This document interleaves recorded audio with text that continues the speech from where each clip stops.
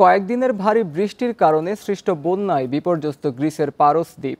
রাজধানী নাউসায় মঙ্গলবারও ব্যাপক বৃষ্টিপাত হয়েছে। বন্যার কারণে সেখানকার রাস্তাঘাট, সেতু ও ভবনগুলো তলিয়ে গেছে। কর্দমাক্ত বন্যার পানিতে যানবাহন চলাচল বিঘ্নিত হচ্ছে। কয়েকটি এলাকার সড়কে জমে থাকা পুরো কাদামাটি পরিষ্কারের কাজ করছে কর্তৃপক্ষ। বান্ডেল থাকলে প্রতি সেনমানিতে টাকা বাঁচবে। বিকাশ সেনমানি বান্ডেল কিনে জিতুন প্রতি লেনদেনে। এমন পরিস্থিতিতে শিক্ষার্থীদের সুরক্ষায় দ্বীপটির স্কুলগুলো বন্ধ ঘোষণা করা হয়েছে।